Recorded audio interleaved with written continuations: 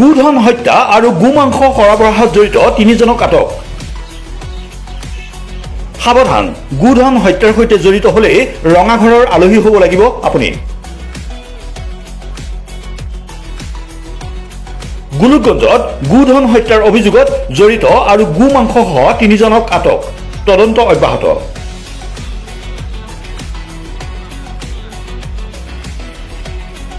গোলোকগঞ্জৰ ভাৰত বাংলাদেশ সীমান্তত চাঞ্চল্য।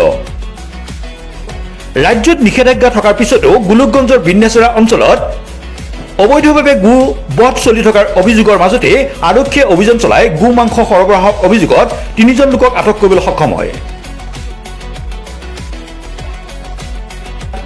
জানিব পৰা মতে এক গোপন সূত্ৰৰ ভিত্তিত নালিয়া আৰক্ষীয়ে বিন্নেচৰা অঞ্চলত অভিযান চলাই গোমাংসসহ 3জন লোকক কৰায়ত্ব কৰে।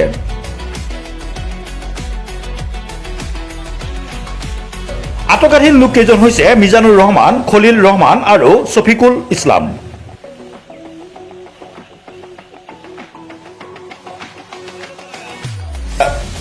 তেওঁলোক বিন্নেচৰা প্ৰথম খণ্ড গাঁৱৰ বাসিন্দা বুলি আৰক্ষী সূত্ৰে জানিব দিয়ে। জানিব পৰা মতে অভিযুক্ত লোককেইজনে দীৰ্ঘদিন ধৰি অঞ্চলটোত গোধন বধ কৰি মাংসৰ ব্যৱসায় চলাই আহিছিল। আৰক্ষীয়ে অভিযানকালত গোমাংস জব্দ কৰাৰ লগতে অভিযুক্তসকলক আটক কৰি অধিক তদন্তৰ বাবে গোলোকগঞ্জ থানালৈ প্ৰেৰণ কৰে।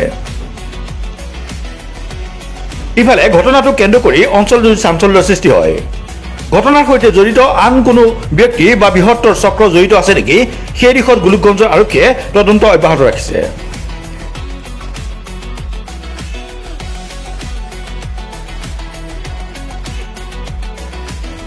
ভিডিঅ' জাৰ্নেলিষ্ট সুজয় বৰ্মনৰ সহযোগত ষ্টাফ ৰিপৰ্টাৰ কৌশিক দে ৰিপৰ্ট ইউনিভাৰ্চেল নিউজ।